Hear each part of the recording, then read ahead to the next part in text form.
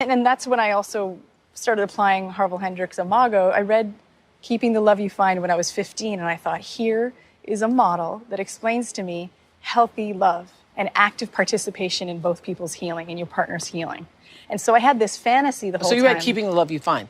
I read, well, I had, you know, I had Harville on here in, like, whenever he wrote Getting the Love You Want. Yeah. I would not still be in relationship with Stedman had I not read that book. Me neither. That book, it's the best relationship book ever. It explains it all. It explains everything. Everything. Yeah. And it's so merciful and it's so intelligent, and it blends, for me, that stages of development chart. Yeah. Not only explains how to navigate it, the relationship, but how to navigate this relationship and what I need to do in order to really become And also, for me, it showed what you're attracting into your life, why you're attracting into your life. Yes. And that's what that Getting the Love You Want principle did for me. And the idea of being the active, because a lot of people say,